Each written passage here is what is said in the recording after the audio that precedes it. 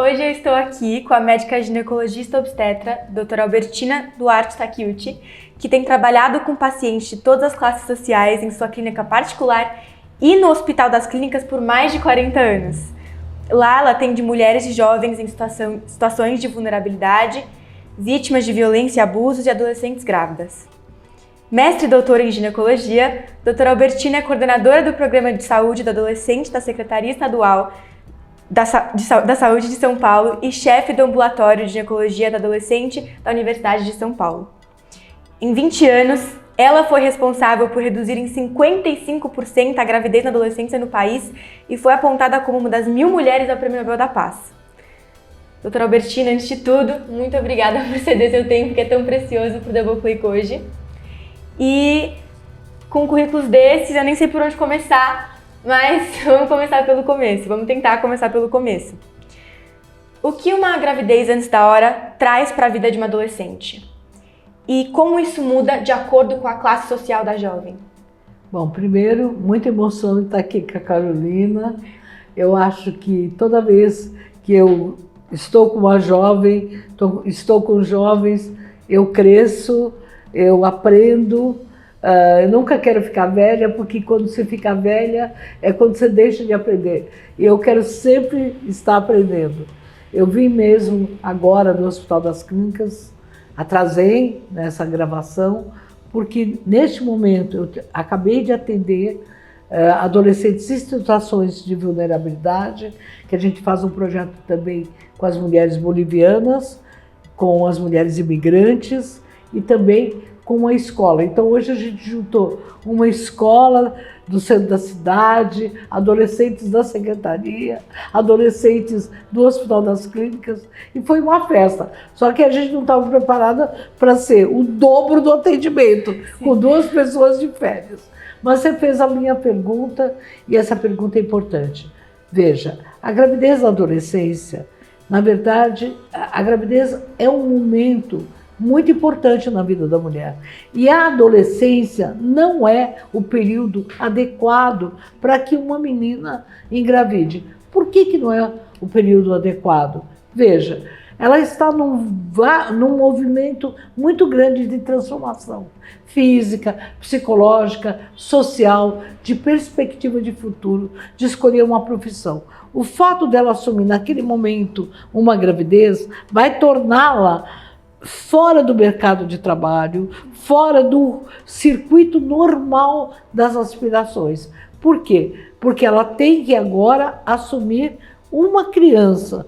Então você me diz assim, mas e no passado? Bem, no passado, uma adolescente que engravidasse, casada, ela tinha todo o respaldo, a rede de apoio da família. No passado, qualquer mulher que engravidasse solteira era discriminada. Mas hoje, ser adolescente envolve muitos desafios. Como é que uma mulher se prepara para o mercado de trabalho? Com escola, com funções, com habilidades e também com um grupo de amigos e os grupos sociais que vão fazer com que ela desenvolva habilidades. Então a adolescência, quando um adolescente engravida, não é uma decisão, é uma falta de decisão. Ela não conseguiu decidir para ter um projeto de futuro, habilidades culturais, esportivas, sociais. Então essa falta de habilidade para ela poder optar por esse caminho fez muitas vezes com que ela não conseguisse empoderar-se na relação sexual. Pode ter relação, claro, ela estava tendo, mas ela não decidiu que ela podia ter uma atitude de prevenção. Então, quando essa menina engravida, as diferenças são muito grandes. Primeiro, geralmente ela é abandonada. A estatística mostra que 60% não fica durante a gravidez com a pessoa. 20% não fica logo após o nascimento. Então, 80%. E 20%, passado 5 anos, as crianças têm contato com o pai. A gente fez essa pesquisa. Quando um adolescente tem nível social mais alto, a gente tem uma família que faz uma rede de apoio. Mas mesmo para essa, ela não consegue ter uma carreira que ela já estava estipulada. Por exemplo, se você vai numa faculdade de medicina, você não encontra uma jovem com filhos. Na faculdade de direito, pouquíssimas. Então, mesmo nas faculdades, as carreiras mais exigentes, ela não traz, na verdade, uma menina adolescente mãe. Na verdade, ela acaba optando por outras carreiras mais rápidas. Mas o nível social mais baixo, mais vulneráveis, as mulheres mais vulneráveis, muito ruim dizer nível social mais precário, com mais vulnerabilidade. A gente percebe o quê? Essa menina, ela é abandonada, ela fica sob a responsabilidade da mãe, então há uma situação feminina de carência que assume aquela gravidez. É muito difícil ela voltar para a escola, porque se ela casa, ela vai ficar morando na casa da mãe ou na casa do namorado e ela vai assumir essa criança e depois muito difícil ela voltar para a escola. Agora, existem os riscos físicos que nós vamos também discutir daqui a pouquinho, conforme as perguntas andarem. Doutora Albertina, quais são as ferramentas que nós temos para educar, instruir e conscientizar os jovens sobre este assunto? A internet tem um papel nisso? Olha, as redes sociais, para mim, elas são primorosas, né? Hoje eu estava fazendo uma dinâmica de grupo com aqueles 1000 adolescentes, eram mais de 100 adolescentes, a gente dividiu em grupo. De repente eu estava mostrando a camisinha, estava mostrando. Aí uma menina mostrou no WhatsApp a vulva, a vagina, bem rapidinho. Aí eu falei, não, socializa, mostra esse. Aí todas elas assumiram no canal que ela estava colocando a vulva e todo mundo ao mesmo tempo. Ficou eu com a minha ferramenta aqui e elas socializando. Então, primeiro, eu acho que a internet, as mídias são realmente uma grande ferramenta. Fico imaginando o que eu vi nos Estados Unidos e também na Europa, que os atletas diziam, previna-se, a gravidez da adolescência não é hora agora. Então, atletas famosos, artistas que podiam estar fazendo esse trabalho e que eu vi em muitos países fazerem. Mas, para mim, as ferramentas é que uma escola que empodere a mulher e que faça o homem participante é o grande caminho. Eu acho que a questão de gênero passa por essa situação.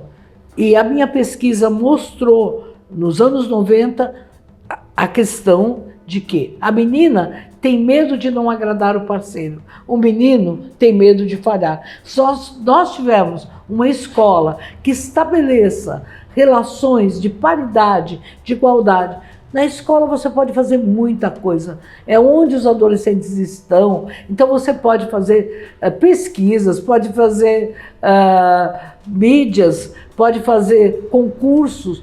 Eu fiz um concurso uma época que foi até para os Estados Unidos, dos adolescentes inventando a camisinha e como é que a camisinha não conseguia ter aderência. Então, era uma camisinha que andava e pulava e dizia, quem quer ficar comigo? Né? Em 2 minutos. Né? Então, eu acho que essa habilidade. A outra habilidade que eu acho, o adolescente tem que ter grupo.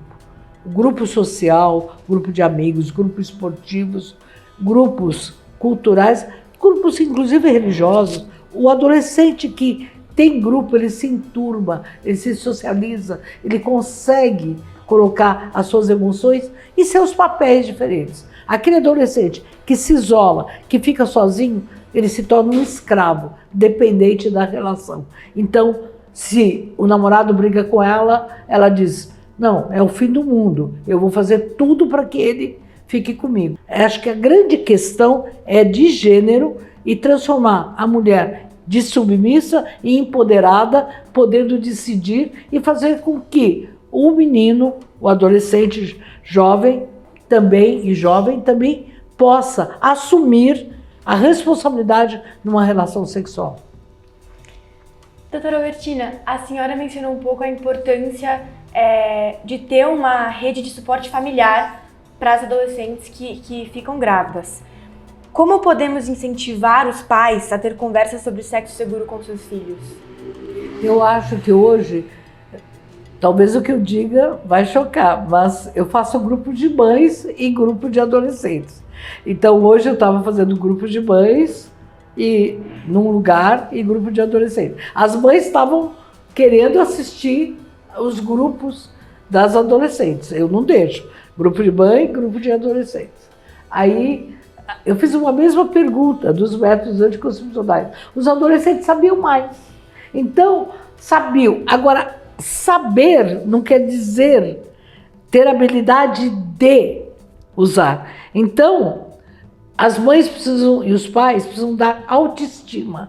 Eles não precisam se preocupar tanto com uma enciclopédia sexual. Não. O adolescente precisa se sentir amado, querido.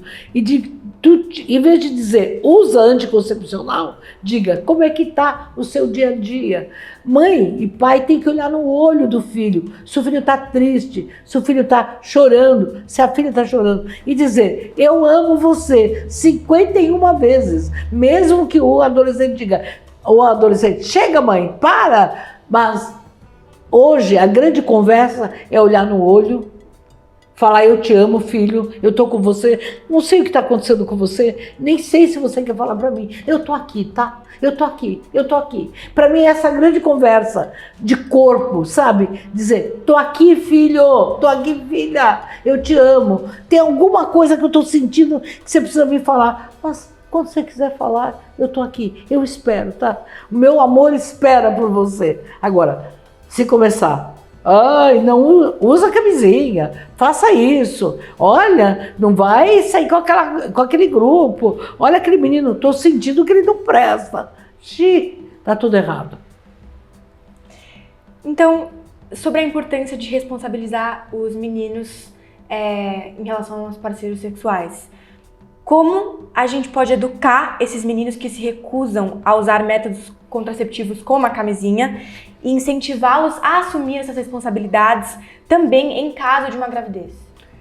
Olha, o que eu tenho visto, né, quando foi na década de 90, olha, foi parte da minha tese, os meninos conheciam os métodos. Os adolescentes dos anos 90 conheciam, 90% conheciam todos os métodos, ou uns mais, outros menos, mas conheciam. Eles sabiam como se prevenir. Mas e 80% não usava. Então, conhecer não garanta usar. O que os meninos alegavam? Eles tinham medo de falhar. Então, achavam que a camisinha atrapalhava, achavam que havia alguma dificuldade, sempre, mas não contavam. Então, os meninos costumam dizer, você está tomando pílula, você engorda, a menina acaba. Ou então, como esse método, o que será que ela está fazendo? Por que ela exigiu esse método? Então, primeiro, fazer com que esse menino entenda que o uso de camisinha é uma prova de carinho dele com a parceira e dele com ele. E outra coisa, camisinha não estraga, não arrebenta. Hoje eu estava falando com as meninas e elas me diziam, mas o meu namorado disse que é desconfortável. Então eu digo, bom, você beija com um aparelho. E ficou um charme, todo mundo, ninguém reclamou para mim nunca. O meu namorado tem aquele aparelho dentário e eu não consegui beijar de língua. Não, ficou até charmoso. Então veja, eu vou falar, a camisinha é a mesma coisa. O que eu tenho dito é, camisinha aumenta o prazer. Por quê? Porque como o menino é muito acelerado e muito ansioso, ele não conhece o próprio corpo. Mas se ele usar a camisinha, é como um passo de dança. Ele vê, vai, coloca a camisinha, vê quanto tempo de ereção, ele fica um atleta sexual. E aí, se ele tiver muito medo de colocar, ele diz para a menina, coloca, espera, vira um jogo de amor. Agora, eu tenho mais de 40 anos de profissão. Sabe o que as mulheres me reclamam? Que o parceiro é muito rápido, rapidíssimo.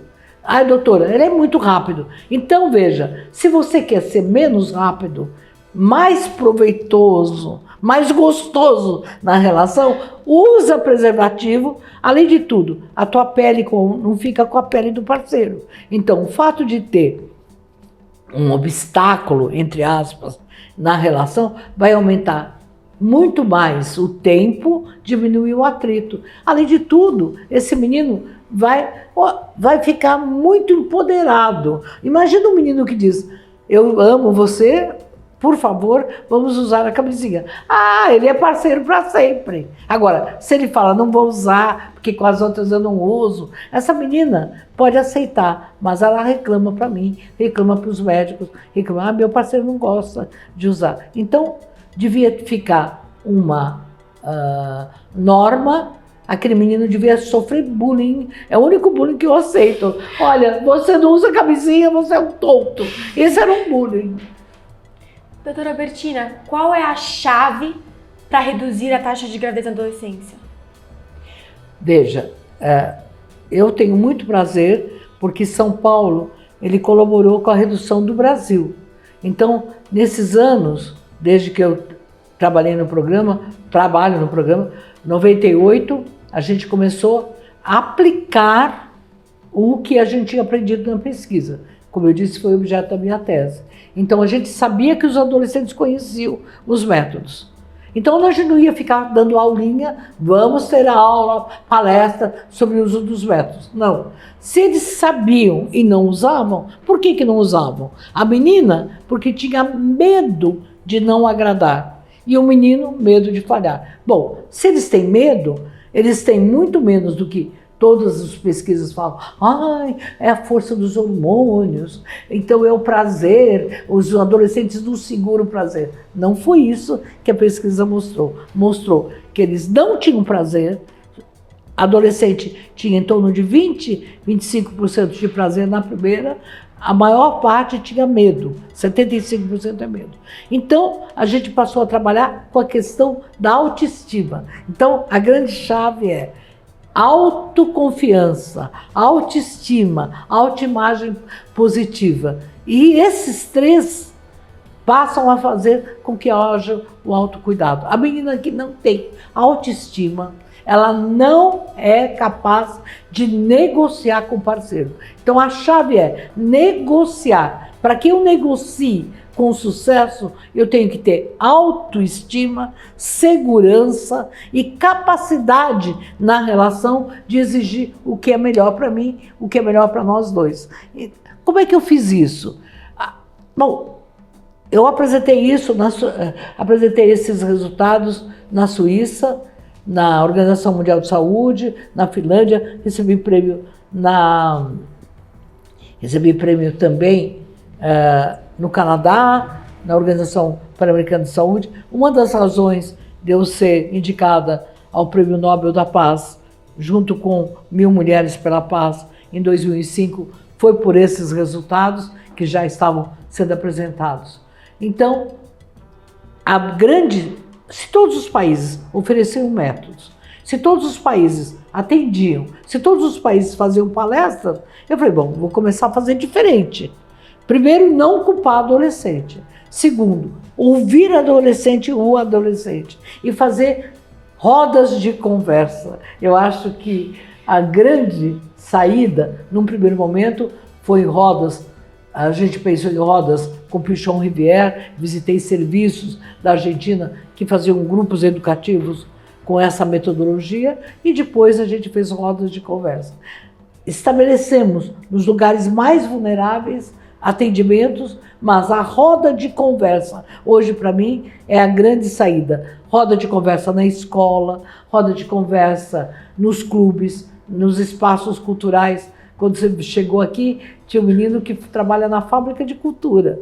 Ele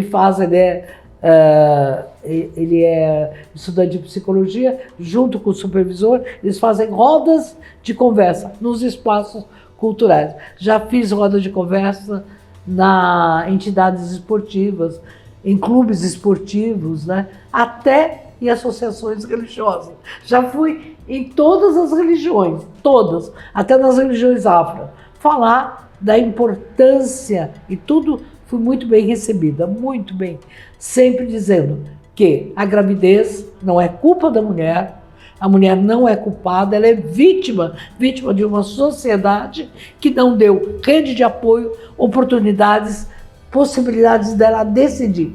E que essa criança gerada na gravidez, ela é necessária, é importantíssimo que o pai dessa criança, a família dessa criança, tanto materna como paterna, e a sociedade assuma essa criança. Se a adolescente não é culpada, muito menos a criança que nasce. Porque se eu não fizer isso, ela vai ser uma grávida adolescente. Hoje eu tenho famílias inteiras. Eu digo que a gravidez da adolescência é uma herança cultural, uma herança social. Se você não corta esse circuito, eu vou ter bisavós. Já tem avós adolescentes. Agora já tem adolescentes, quer dizer, foram mães e são avós, e agora já estou tendo bisavós. Então é importante cortar esse circuito. Então fica aí. A chave que eu digo hoje é distribuir-se os métodos, manter serviços especiais que atendam o adolescente, com profissionais que olhem para os adolescentes, que escutem os adolescentes mais do que falam e principalmente promovam rodas de conversa.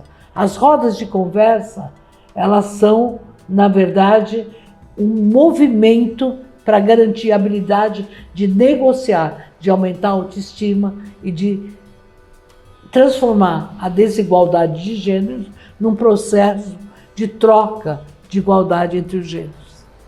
Bom, o último tópico que o Double Click cobriu foi a educação pública no Brasil. Então, eu queria aproveitar para perguntar para a senhora como a gravidez na adolescência afeta a evasão escolar. Essa pergunta, né? Aliás, eu quero dizer uma coisa. Eu estou quase fazendo uma pergunta de tese, né? Quando eu fui para vários países do mundo, olha, eu quero dizer que ninguém me fez perguntas tão inteligentes como a Carolina. Me desculpem, aos outros lugares por onde eu andei, né? Eu dei a última vez que eu estive em Portugal, quer dizer, Portugal é minha terra, né? Eu estive na Universidade de Coimbra. Então todos ficavam assim, muito, assim, realmente gostando da minha palestra. E as perguntas não foram tão inteligentes como a Carolina fez. Perguntas incríveis, né? Então, veja, o casamento precoce, ao fato de viver precocemente com alguém, a gravidez na adolescência é o caminho do abandono escolar. Na verdade, todo um trabalho que eu gostaria muito de retorno do adolescente à escola, porque essa menina não tem onde deixar o filho.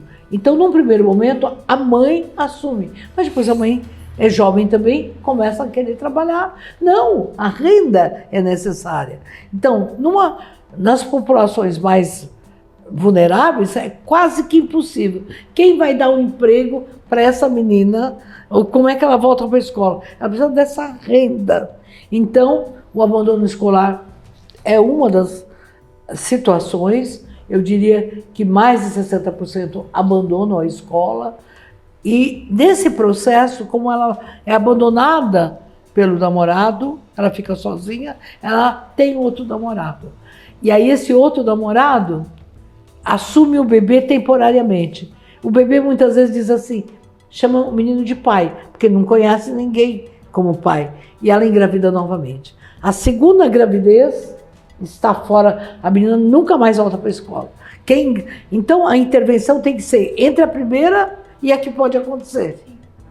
E aí os métodos anticoncepcionais sofisticados têm que estar à mão, porque essa menina demora, ela não volta para a escola. Ela não consegue mais ter um ambiente, ninguém a convida mais, né?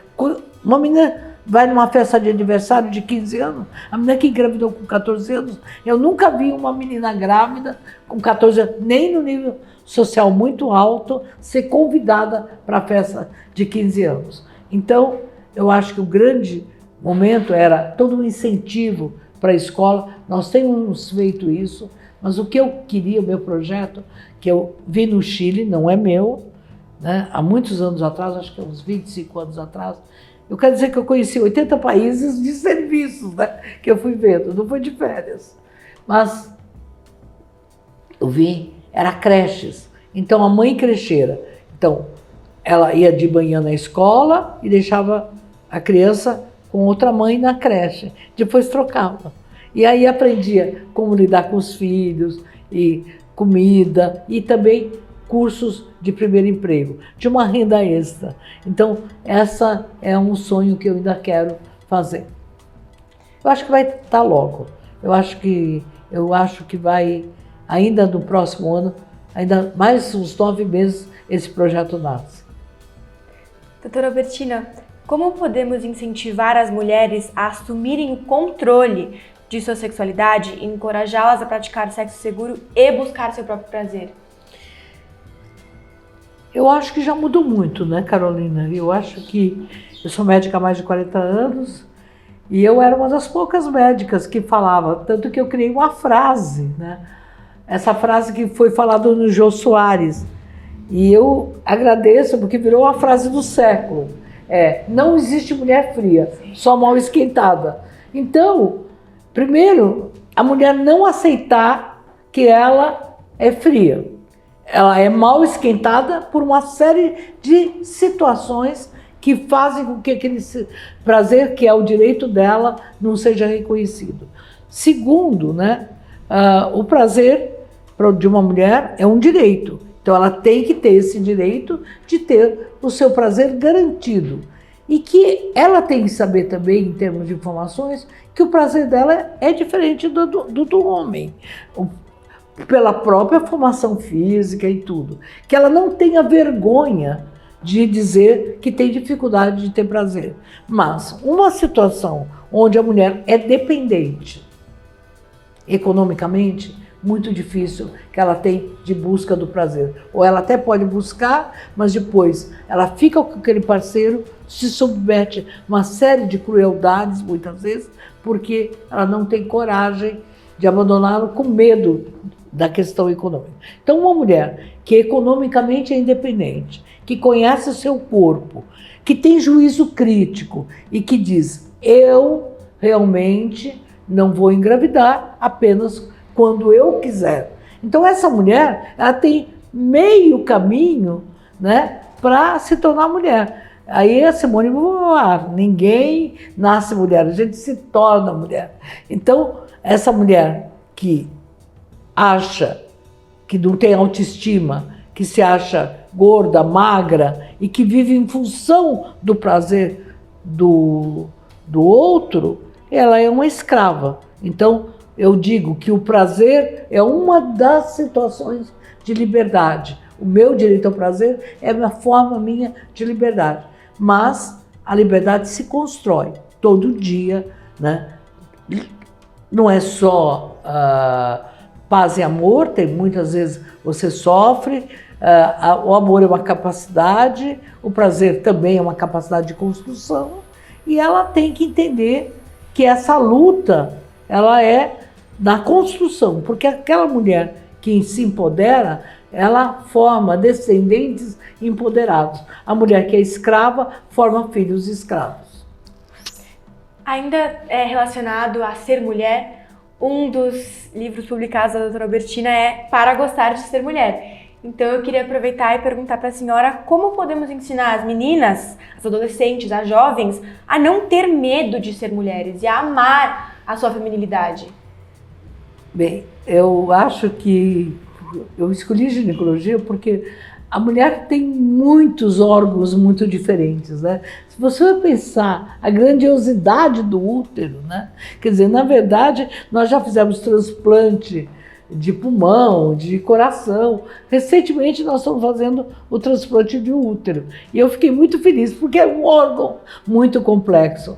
O fato do ciclo menstrual, imagina que elaboração, né? Eu digo que é um bioma inacreditável, porque começa da cabeça, passa pelos órgãos, vai até o útero, se você pensar essa construção. Então, primeiro, a mulher se entender que ela tem um organismo tão complexo que ela é capaz, se quiser, de produzir outro ser. Quer dizer, veja, né? Das religiões antigas, todas as religiões que produziam um ser eram deusas, né? Quer dizer, então, gerar uma outra criança é uma capacidade né? Se ela quiser, né? Uma capacidade inacreditável. Só ela tem esse potencial, é inacreditável.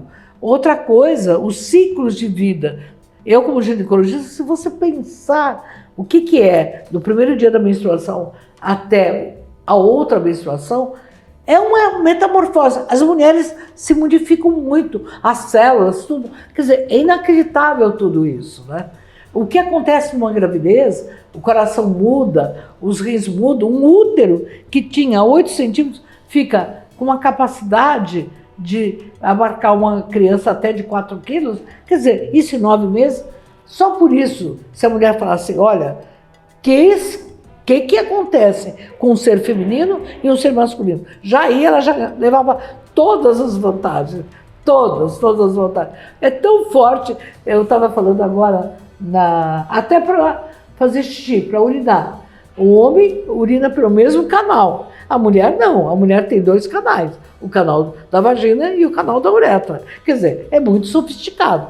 Então, nesse movimento, eu acho que as mulheres têm uma grande capacidade de entender o micro e o macro. Durante anos, elas estão dentro da casa, elas conseguem perceber, estar atentas em 10 mil lugares, e também quando elas vão para o mercado de trabalho, elas levam aquela experiência para fora, de aglutinação.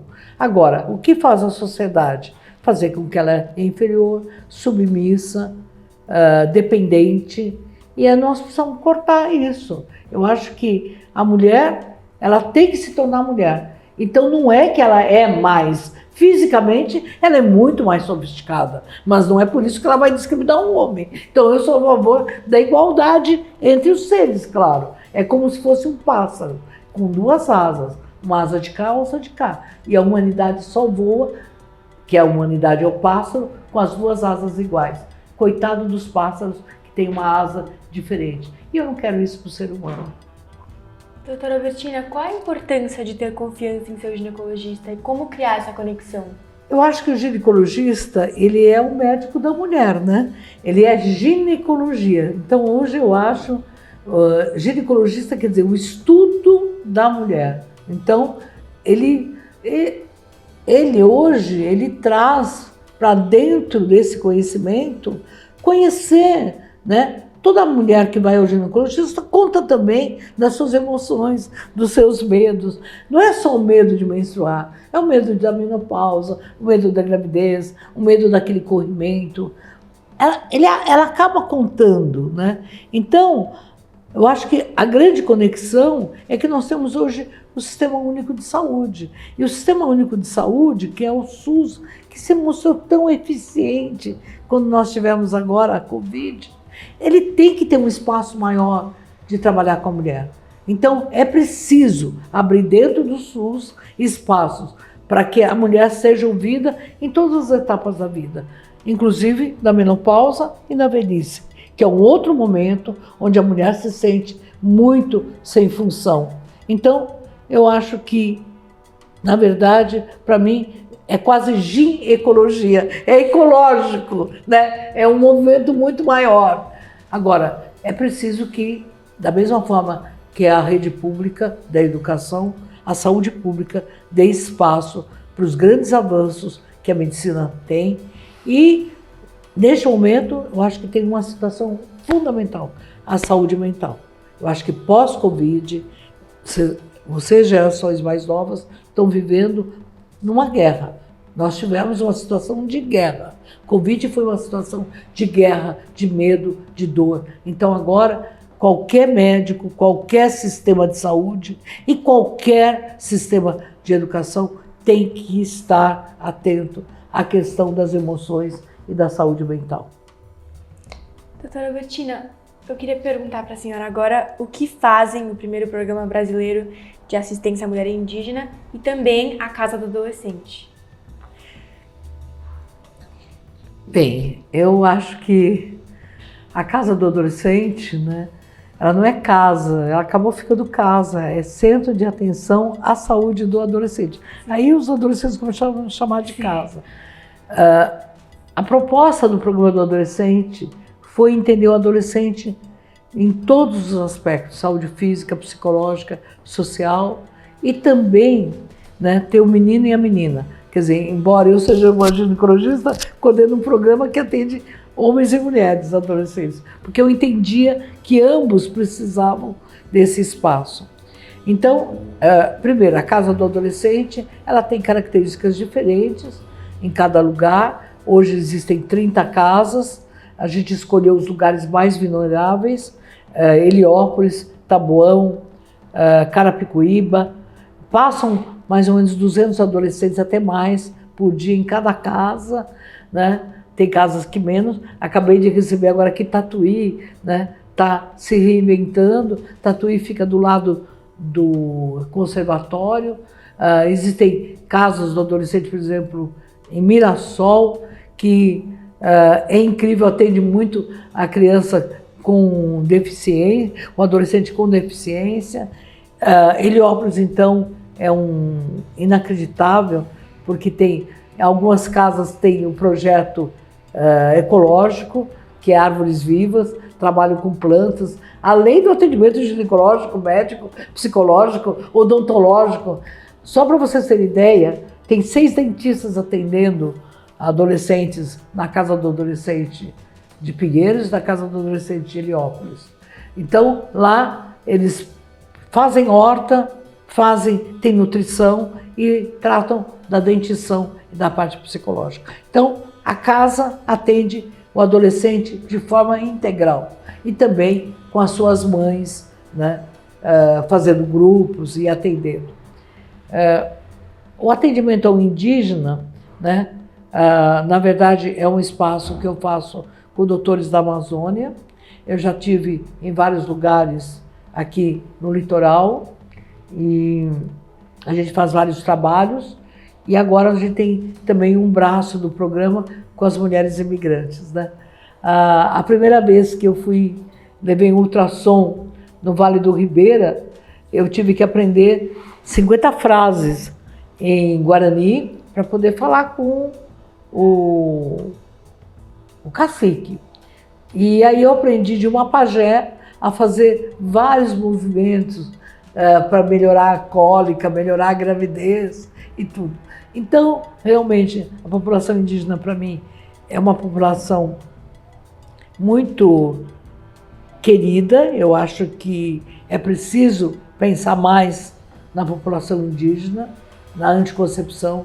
Fiquei com muito medo quando as adolescentes falavam que queriam anticoncepcional injetável ou DIU, porque se elas brigavam com os companheiros, elas iam para a floresta e não tinham, então, como levar o anticoncepcional oral.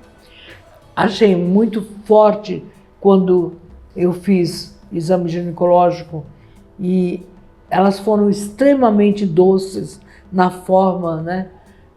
Olhavam encantadas para todos os procedimentos, né?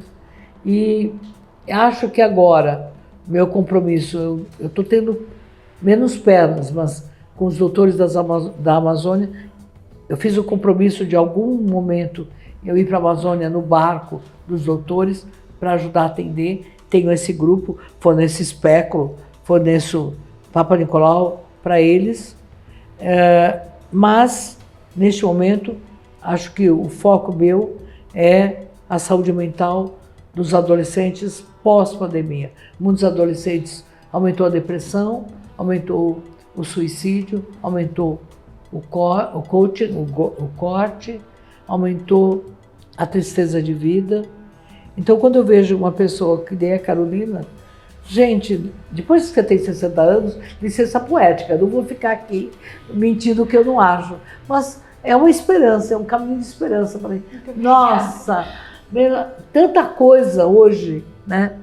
E amanhã, e depois, e antes que eu vejo, quando eu vejo uma pessoa com tantos raios, tanto sol fazendo, eu acho que você é uma esperança. Obrigada, doutora. Eu queria perguntar para a senhora, nós sabemos que cada família tem sua cultura e cada religião tem a sua cultura. Então eu queria perguntar como podemos respeitar as diferentes culturas e religiões enquanto incentivamos o uso de métodos contraceptivos. Eu acho que a coisa mais importante que foi é no mesmo dia, né? Hoje mesmo, no mesmo dia, eu estou com várias situações, né? E acho que você ouvir, né, a outra cultura, você respeitar, né? Eu acho que tem que fazer parte do ser humano. Acho que a terra nos ensina isso. Cada planta é diferente e elas convivem em harmonia, né? Eu aprendi muito com a cultura oriental. Eu sou casada com japonês. Acho que eu fui uma das primeiras, talvez muito poucas casais se casavam há mais de 40 anos, né, com japonês. E ainda sendo portuguesa. E é quase uma piada, né? Português e japonês, até da forma de falar, é isso. Mas eu acho que a gente tem que entender que cada povo tem a sua sabedoria, tem a sua ancestralidade, tem a sua história. E ouvir a história das pessoas, né? Eu que visitei muitos países, né? Quer dizer, a história, por exemplo, de Quênia, a história da África. Eu vi mulheres sendo alfabetizadas, fazendo alfabetização com gravetos no chão. E vi outras mulheres colocar pinças, né, nos grandes lábios, porque era bonito ter grandes lábios vaginais grandes, né? Também vi mulheres colocarem argolas nos seus pescoços, que achavam bonitos, né? Então, cada uma delas me ensinou. E assim, as mulheres indígenas, para mim, em termos de ervas que elas conhecem, né? As mulheres africanas, as mulheres asiáticas, eu acho que nós somos... Esse país, né, ele é um país de misturas, né? Se você for do norte, né, nossa, do Belém, né, até o sul do Brasil, a gente tem culturas aqui, não dá para a gente não ter. Nós temos alemães, ucranianos, russos, espanhóis, portugueses. Quer dizer, o Brasil é um globo terrestre, é uma ONU. Então, se você não quiser aprender, né, é porque você não se humanizou. Eu acho que faz parte da gente como ser humano respeitar e aprender com as culturas de todo, e respeitar, né? Então eu acho que a escola tem que mostrar isso, né? Tem que mostrar quem são os povos indígenas, quem são os povos africanos, a história, né? Mostrar inclusive as lutas, né? Como é que foi a libertação. Eu acho que nós temos que mostrar. Às vezes a gente vê muita gente não falando que ancestrais tem. Então, cada pedacinho meu, né, tem um pedaço de muitas culturas. E acho que é parte de ser gente, respeitar essa cultura. Então agora, para concluir nossa conversa, eu queria fazer um último comentário, uma última pergunta. O Double Click é uma iniciativa que busca engajar jovens em temas relevantes para a sociedade e estimular que eles busquem mais conhecimento sobre estes assuntos. Qual a sua opinião sobre a nossa iniciativa? Ela pode nos ajudar na questão da gravidez na adolescência? Toda vez. Eu acho que hoje, cada vez mais, Carol, eu acho que o jovem falando para o jovem, esse é o grande incentivo. Eu acho que isso que eu acredito, o jovem, todas as iniciativas, quer dizer, o jovem chega mais perto dos jovens. Se você perceber, hoje, às vezes uma pessoa de 20 anos já não dialoga com uma de 16. Então, toda vez que você tem uma iniciativa, como você tem agora, de falar, isto é uma porta aberta, é uma porta de exemplo, porque aí até aquele que critica diz assim, também vou fazer melhor, né? É capaz de algum falar, não, tem 17, já está careta, vou fazer para alguém de 13. Hoje eu estava lá no HC e uma menina de 13 anos fez cada pergunta, tinha um médico me ajudando a responder. Eu falei, não acredito, né? Ela tinha 13 anos, aí no fim ela falou para os de 17, as perguntas de vocês são muito simples. E realmente ela era além, né? Eu pensei que ela não ia ter coragem, Porque até a mãe falou, ela só tem 13, aí ela vai ficar aí no meio das mulheres de 15, 16 anos. Foi, disparou, foi a melhor. Aí eu disse para ela assim, como que você... por que você está tão preocupada? Ela falou, porque eu olho muito YouTube, muito TikTok, e às vezes eu acho as perguntas que elas não são completas. Então eu acho que essa iniciativa é uma iniciativa de aplausos, uma iniciativa de esperança, uma iniciativa de que outros adolescentes vão buscar esse modelo. E realmente... é um caminho, porque eu acho que todo mundo que faz parte do grupo de vocês vai crescer muito, né? Eu acho que realmente é um pouco fora da curva. Então, eu fico muito feliz, porque eu não esperava, né? Não esperava esse profissionalismo. Eu acho que agora já está profissional. O que eu vou fazer? Então, daqui a pouco você está incentivando cada vez mais adolescentes. Isso é um grande aprendizado. E é muito importante que as pessoas mais velhas, como eu, e as pessoas, que a ciência se transforme numa linguagem muito fácil. Eu tenho muito medo de falar ginecologias, de falar mediquês, né? Eu quero mesmo cada vez falar melhor com os adolescentes. Então, vocês me ajudam e, além de tudo, eu acredito que vocês já ajudaram. Eu vou até fazer esse convite para vocês. Na próxima vez, daqui o YouTube próximo de junho, vou pedir para vocês vir e falar como é que surgiu essa ideia, contar alguns exemplos, as entrevistas que você fez e o que você acha que podia ajudar. Que a gente mais velho pode ajudar vocês. Eu vou estar lá com certeza. Muito obrigada pela sua oportunidade, obrigada pela sua resposta e, acima de tudo, muito obrigada de novo, doutora Albertina, por estar aqui hoje comigo, conversando comigo sobre esse tópico tão importante, tão universal. Então, muito obrigada de novo pelo seu tempo. Olha, foi uma delícia. Eu fiquei ótima, porque às vezes você vai numa entrevista cansada. Saí ótima. Eu vou trabalhar até às 3 da manhã, ótima, tá bom? Obrigada, meu amor.